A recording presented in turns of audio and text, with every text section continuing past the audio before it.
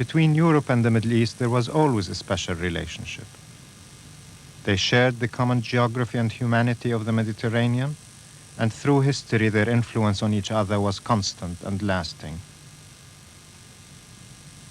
In medieval times, Islam was Europe's only powerful cultural and human challenge. Where Europe was not surrounded by water, it was surrounded by Islam. Europe conquered the oceans, the Americas, India, long before it was able to subdue the Muslims.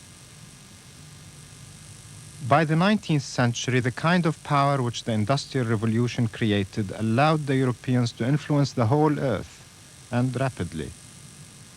More than at any other time in history, no society had the protection of distance or time to adjust. And for good and ill, all peoples, economies, and governments became subject to the same complex set of forces. Beginning with Algeria in 1830, most Arab countries fell under the direct control of France and England. And by the end of the First World War, only the Arabian Peninsula itself remained free.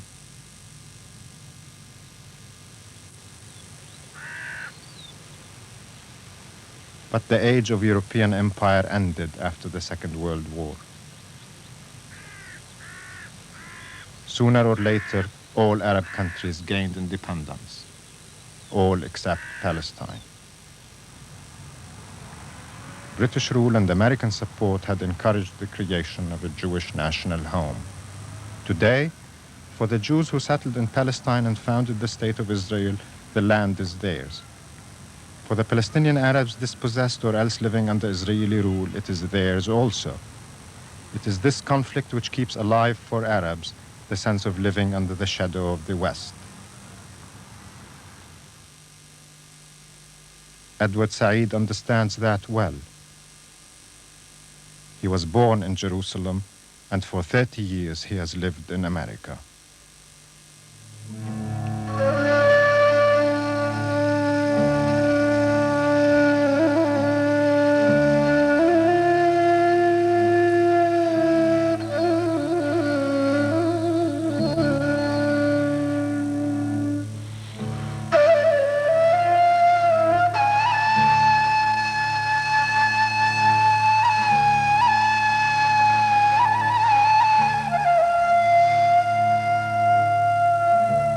The Orient, the mysterious East, a place of fantasy, imagination, desire.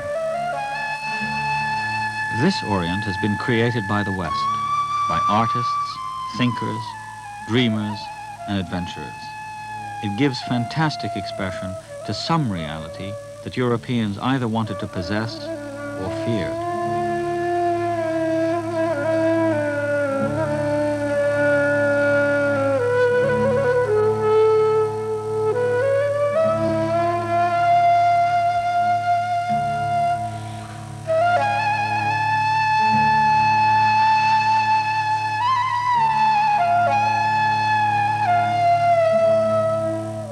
Fabulous names: Harun al-Rashid, Omar Khayyam, Shahrazad. Fabulous places: Samarkand, Arabia Felix, Jerusalem the Golden. The lure of Jerusalem is uniquely powerful. It evokes the idea of the fabulous Orient, but it is also of the deepest significance to Muslims, Jews, and Christians.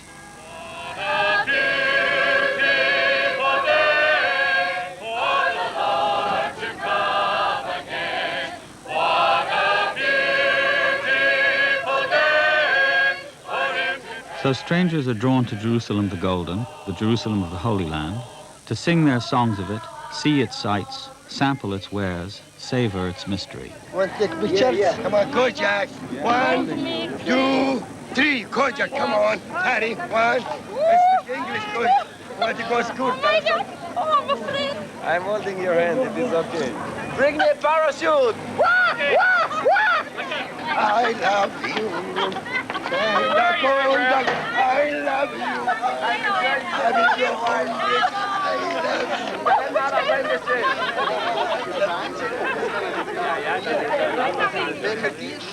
The tourists come with their own thoughts of this place, their own concerns. They see, but they do not comprehend.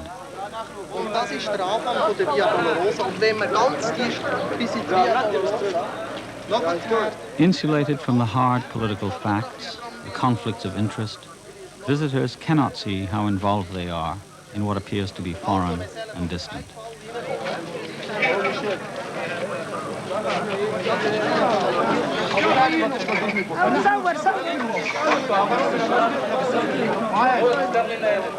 Israel captured Jerusalem in 1967 and claimed to have unified it forever. In fact, Jerusalem is a deeply divided city. The Palestinian Arabs are subject to Israeli military rule.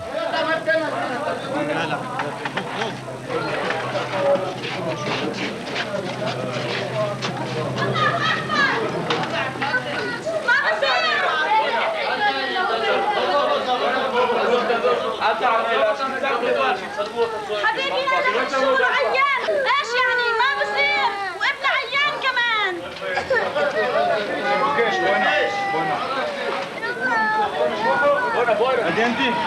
لا لا تعرفيها؟ ما بعرفهاش تعرفيها؟ ام هذا بجوز ام هذا عادي هذا بجوز هذا انا سيلفي هيو الولا هذا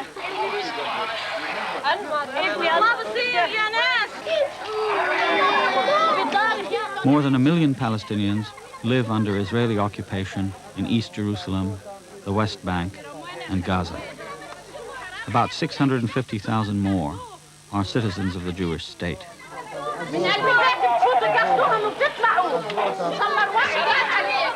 The lives of all of them are directly affected by the affliction of being a subject people, strangers in their own land.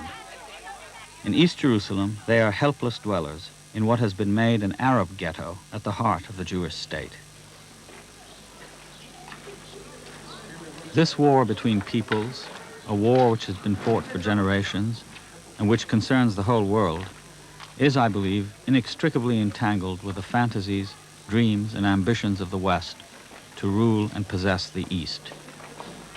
To some extent, the state of Israel itself has been created and sustained by those fantasies, dreams, and ambitions. I was born in Jerusalem when it was part of a country called Palestine. By 1948, when Palestine became Israel, all my family had left. My birthplace is now inaccessible to me.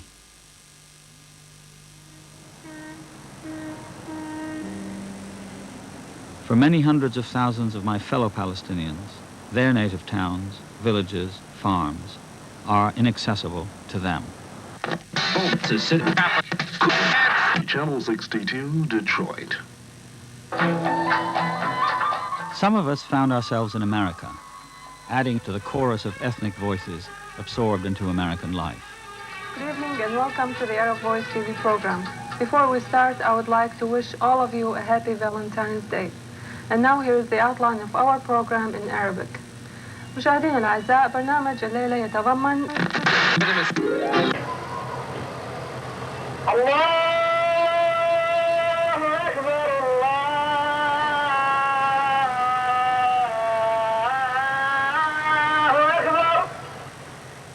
All the Arabs who come to America come in different ways, of course, under different pressures. All of us, however, attempt to rediscover and re-establish our identities. In Detroit, for example, the native places live on in social clubs and community events.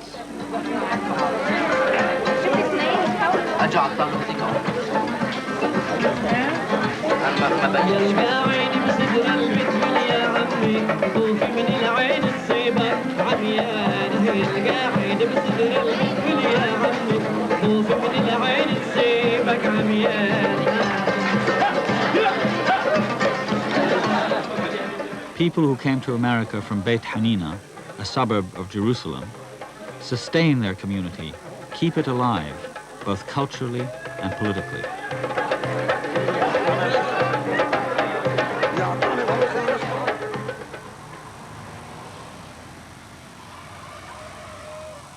Some people in exile move closer to what they perceive as American ways, yet the ironies of exile represent themselves.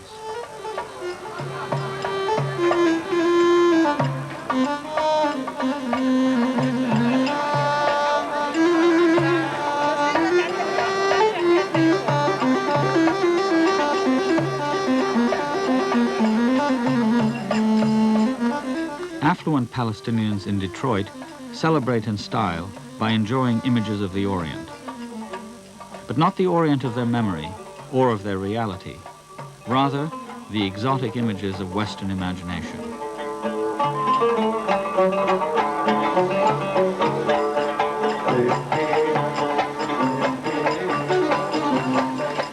The fabled harem dance is performed by a Mexican girl born in Detroit.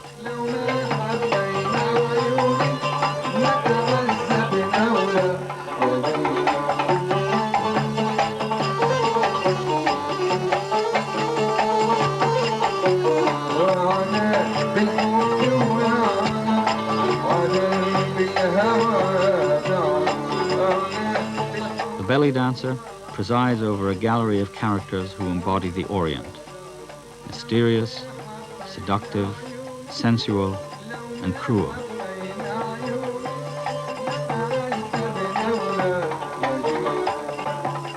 Usually, the Arab is represented as the other, deviant or excessive, less trustworthy, less human.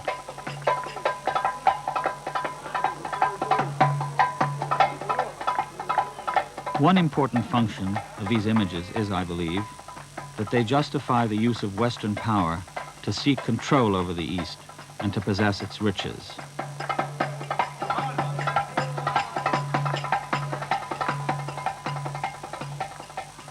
Frankly, I spend a great deal of my time being angry. I mean, wherever you turn, you read a bit of the newspaper, or you see on television, you know, the fact that we're never described, or rarely described, in ways that you can, it's not a question of identifying with it, in ways that don't offend you. And for us as Palestinians, obviously we have a greater challenge in this society, which is hostile to our history, as well as to our reality and to our aspirations. Yeah. So that there's the general problem of being an Arab, but there's a particular problem of being a Palestinian. Yeah. And this has created, of course, severe contradictions for all of us. I came in 1950, and I lived in the Midwest at that time. And when people asked me where I come from, I said I come from Palestine. And for them, they had two connections with Palestine. One connection is that it is the Holy Land, and therefore images of all prophets and Christianity and so forth. Yeah. Or that I come from a place which is now known as Israel. Yeah. My identity, in that sense, was neither understood nor accepted as someone who is not biblical and someone who is not Israeli. Yeah, it's strange how insistent that is, because, I mean, historically, that's really been the case, starting with the Crusades. I mean, if you think about it, the Crusades had absolutely nothing to do, in a sense, with the people who were there, except, as you said, that they were non-Christian. Right. And they were the people who were in possession of Christian places that were thought of as European in some strange way. And that began this extraordinary, to me, somewhat irrational movement, where people said, well, that's our land, it's the Holy Land, it belongs to Europe and Christianity, let's go and get it.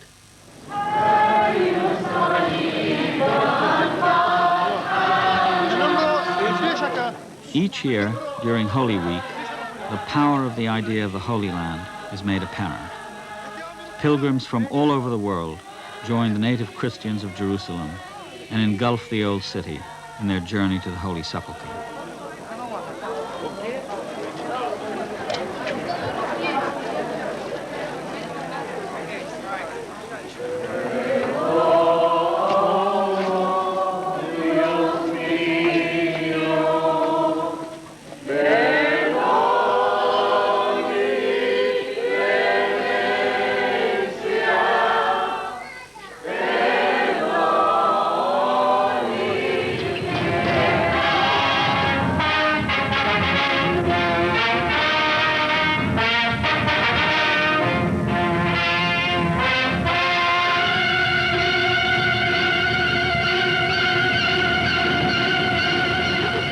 But in other times, the power of this idea moved armies and whole nations.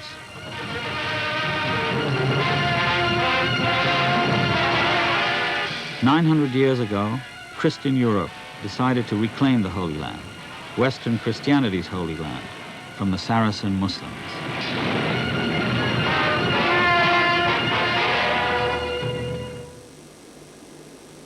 The Crusaders set up fiefdoms and kingdoms all over the Eastern Mediterranean.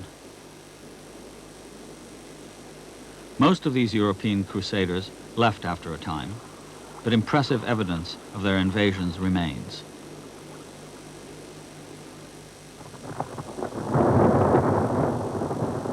The landscape is still dominated by Crusader redoubts, and they are fought over once again in what seems to be an endless sequence of violence and counter-violence. In 1190, the Frankish castle of Beaufort fell to Saladin. Between 1978 and 1982, it was a frontline position for Palestinian guerrillas in Lebanon.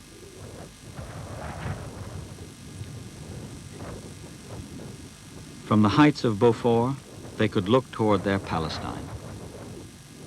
ففي قلعة الشقيف انطلقت جحافل الفتح العربي الإسلامي لتحرير الأراضي الفلسطينية من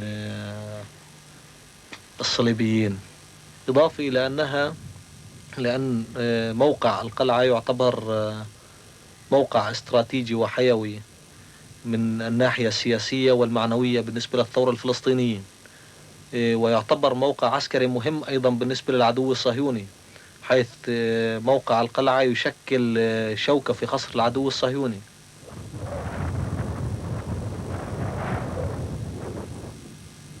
بلا مهم المدرسة كتير، وفي أهم منها بكتير كمان هي المدرسة عن وطننا فلسطين. يعني إحنا ما قتلنا، يعني ما نتعلم إن شاء الله بعد الله فرجها.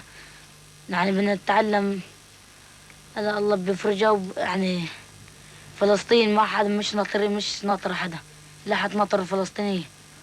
يعني إحنا ما قتلنا، ما حداش بيقاتل ورانا.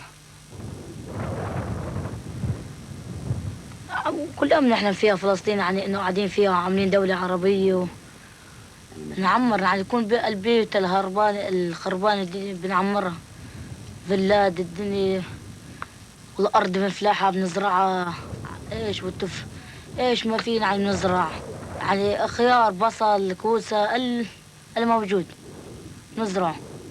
صحيح بنعيش عيشة راضية.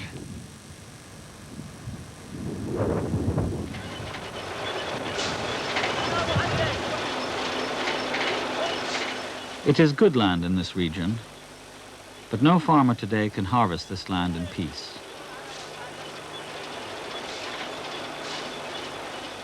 Farmers in the shadow of Beaufort have lived with the fire of aircraft, tanks, and artillery for more than a decade.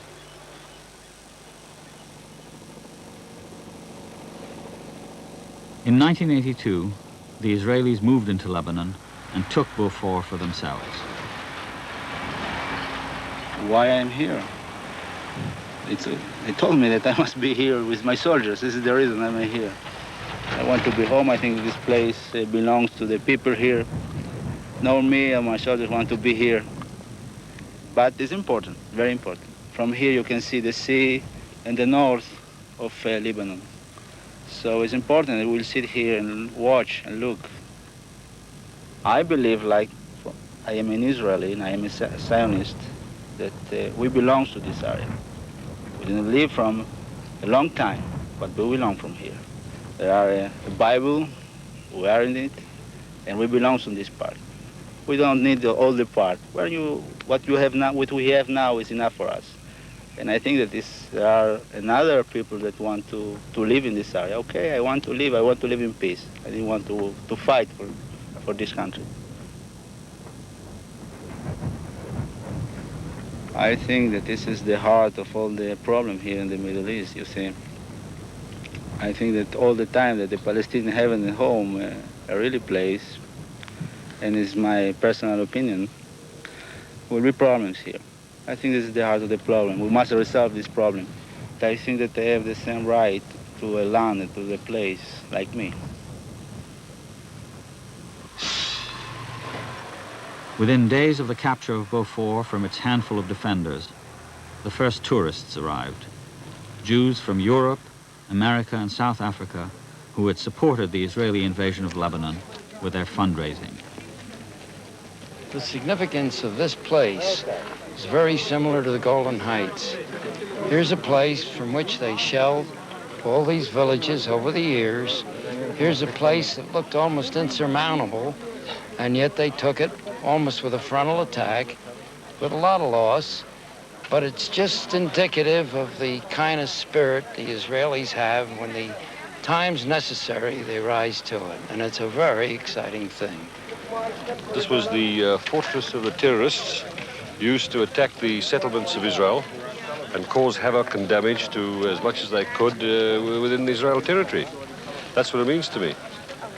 I come from Philadelphia, and I believe the Palestinians will have to find refuge in some of the Arab countries where they have plenty of room, they need plenty of help. As a matter of fact, there are, a couple million Palestinians in different countries now with their families and all, and they're well used and well integrated into the communities. And I think they've got to do more. The whole Arab world is a big world, and if that's where the Palestinians seek to go, that's where they belong.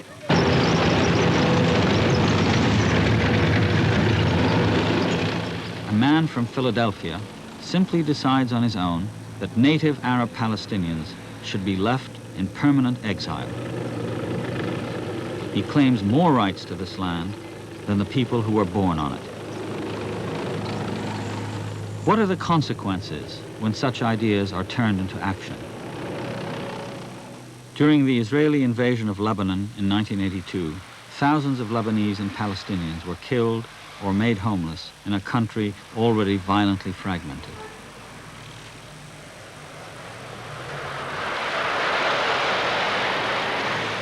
نحن قاعدين هون في البيت نايمين بالليل ما نسمع الا شو الا الدب ينزل علينا الطائرات. لقينا البيت كله هابط. اللي قدرنا ظهرنا من البيت، رحنا خرجنا من البيت نحن والعيال تاعتنا. ونحن لملمنا حالنا وظهرنا هربنا، تركنا كل الاغراض بالبيت، كل العفش تركناه بالبيت، هون كمان ظهرت وهون كلنا ظهرنا من البيت. 100 واحد تحت بالاخور. اولاد وصغار وكلهم هون كلنا قاعدين. اجت الطيارات قصفت نزلوا 3 بيوت كلها علينا. لو بقينا جوا كنا تسكر علينا جوا. نحن كنا تحت لما رقموا المناشير ظهرنا، قلنا منين بدنا نظهر من هون كله مدمول تحت. هيدا تخدق فينا خدق تاخذ ونصور. نحن طفشنا. انا اليوم جيت، هلا جيت شفت البيت. هينا حلاش حملنا بدنا نروح. بدي اقعد ببيت. طيب اولاد صغار كلها مشردة. قلت له اذا بقعد في اوضه صاغ بقعد فيها، البيت كله خربان. ما بدي اروح. رحنا عند اهلي على عين الحلوة قدام دور العسكر. اكلناها هناك، البابا راح مات. ازداد هي مفضل ازداد.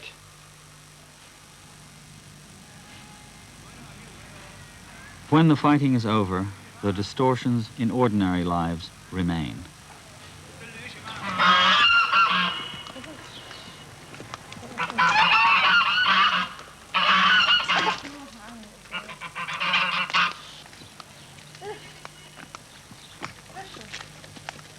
هي بنت ناس وبنت عالم. أنا بنت ناس وبنت عالم. أنا بنت ناس وبنت عالم. شوف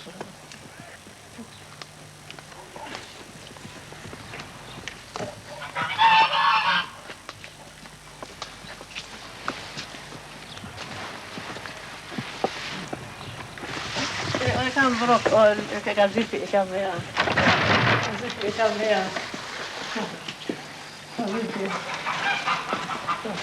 قذيفة اللي بلانتي قذيفة وطر إذا كان هي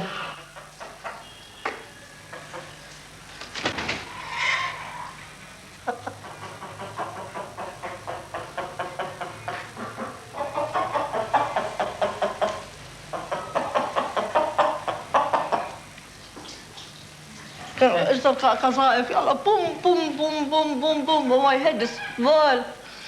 My head is ball. I tire too much. All broke. My house is there, all broke. All broke.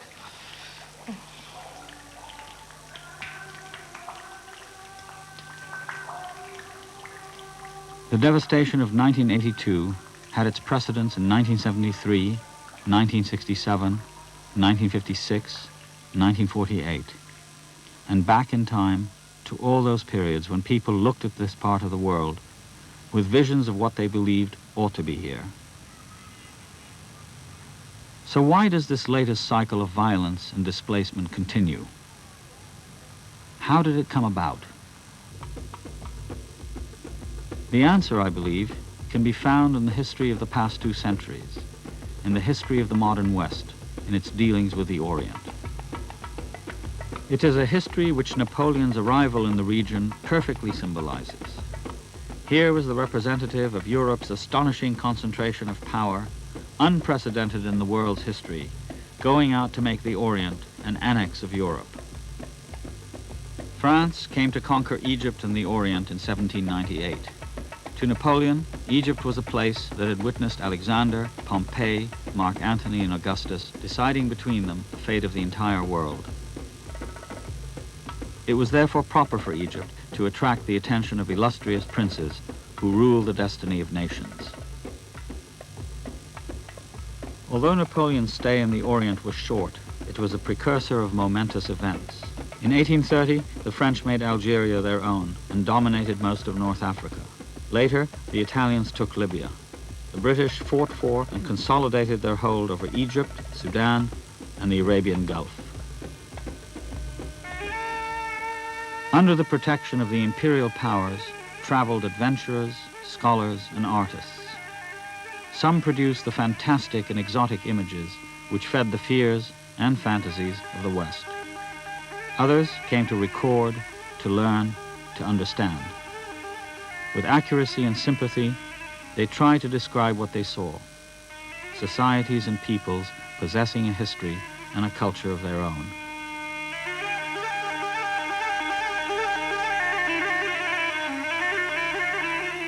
Some Europeans seemed to take their sympathy as far as identifying with the Arabs and taking their side in conflict.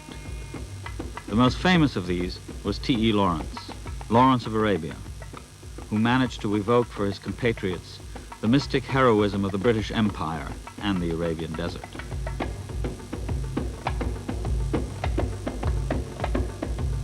He involved himself in the Arab revolt against the Ottoman Turks, who dominated the region at that time.